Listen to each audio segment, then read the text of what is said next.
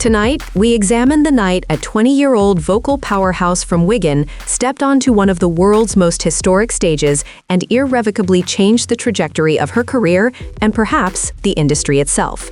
This is the story of her live debut at the Theatre Royal Drury Lane.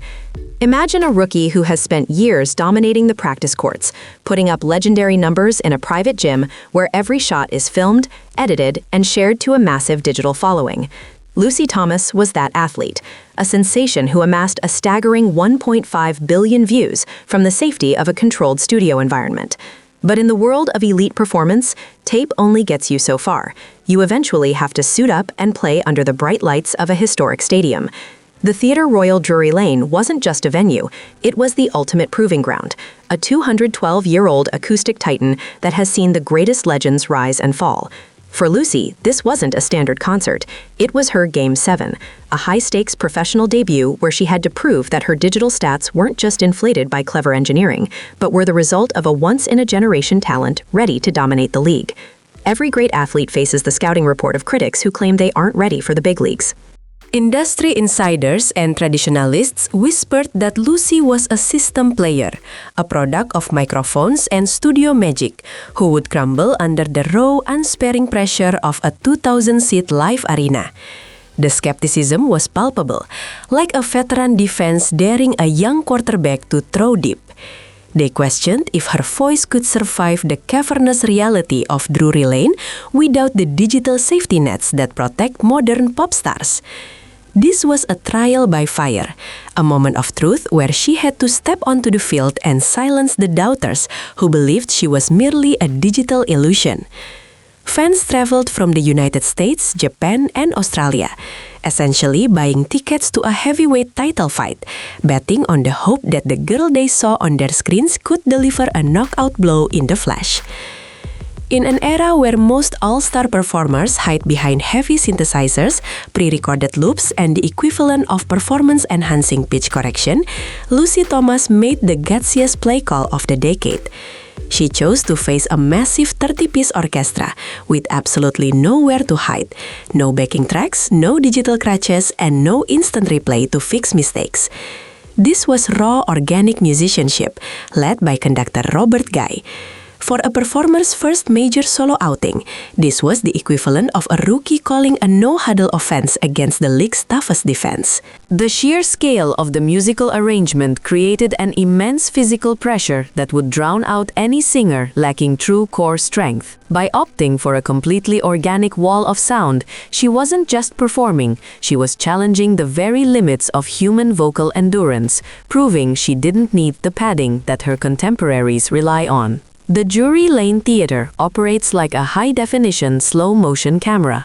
It magnifies every move, every breath, and every potential stumble. There is no noise to hide a missed note or a weak transition. From the moment the baton dropped, the atmosphere shifted from curiosity to absolute awe as Lucy delved into her setlist. Within the first 15 minutes, the opening quarter of her professional career, the rumors of her being a manufactured talent were dismantled note by note. She tackled the most difficult arrangements in the musical theater canon with the precision of an elite point guard threading a needle. It was a calculated risk that could have ended in a public relations disaster if her voice had wavered even once. Instead, her live projection was so intense that it rivaled the output of the entire brass and string sections combined, proving she had the vertical leap to reach the highest notes in the game. Every legend has a clutch moment that defines their legacy, and for Lucy, it arrived with the intro to Don't Cry for Me Argentina. This is the final shot of Songs, a piece so iconic it has broken the spirits of veteran performers. For a 20-year-old newcomer to claim this anthem on such a historic stage was seen by many as ultimate arrogance, the equivalent of a rookie calling for the ball with 3 seconds left on the clock. The room went deathly silent, the tension thick enough to cut. But as she navigated the complex emotional shifts, she wasn't just singing the place, she was masterfully controlling the clock and the crowd. When she hit the final, soaring notes, the audience didn't just applaud, they erupted into a standing ovation that signaled a total victory. This was the exact second she transitioned from a YouTuber to a West End icon, a superstar who can deliver when the championship is on the line. In the world of sports, you measure greatness by the score, and on this night, the score was a blowout. Lucy Thomas didn't just win the crowd, she earned 9 separate standing ovations, the equivalent of a 9-touchdown performance. Each time she finished a set, the 2,000-seat venue rose as one, a collective recognition that they were witnessing a historic triple-double of vocal power, emotional range, and technical precision. Music analysts have focused on this specific metric as the turning point for her career. It wasn't just a warm reception, it was a coronation by the fans. The emotional weight was so heavy that even Lucy appeared to be struggling to keep her composure, like a champion athlete realizing they finally reached the summit. The roar of the crowd refused to die down, proving that she wasn't just capable of playing the game, but of commanding the very soul of the arena and every spectator within it. Behind the scenes, this concert was actually a sophisticated stress test or a high-level combine for a secret project that could change the face of the West End. While the fans were there for the hits, the scouts and GMs in the front rows were evaluating her for a brand new musical production titled Rosie. This was her unofficial unveiling as the franchise player for a massive new intellectual property. The inclusion of original songs from Rosie was a strategic move to gauge how the home crowd would react to new material in an industry usually dominated by reboots and veteran signings. Critics had questioned if Lucy could lead a major production without playing in the minors first, but her performance at Drury Lane was a definitive rebuttal. By successfully carrying a 2.5-hour show with the stamina of a veteran, she proved she could handle the grueling schedule of a West End residency.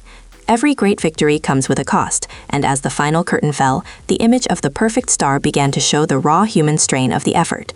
The pressure of being a digital darling stepping into a 200-year-old legacy is immense.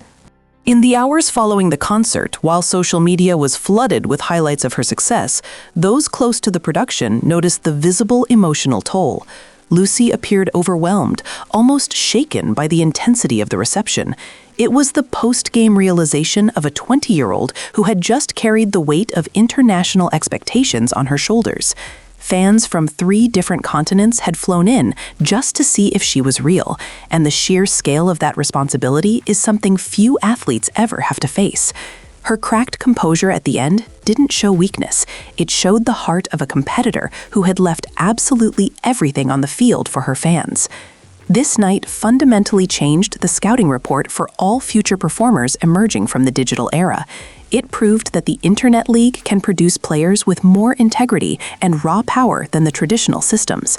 Lucy Thomas didn't just play a concert, she redefined the rules of the music industry.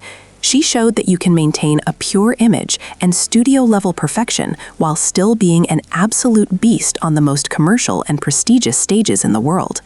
The shocking truth realized by the end of the evening was that the digital era hasn't killed true talent.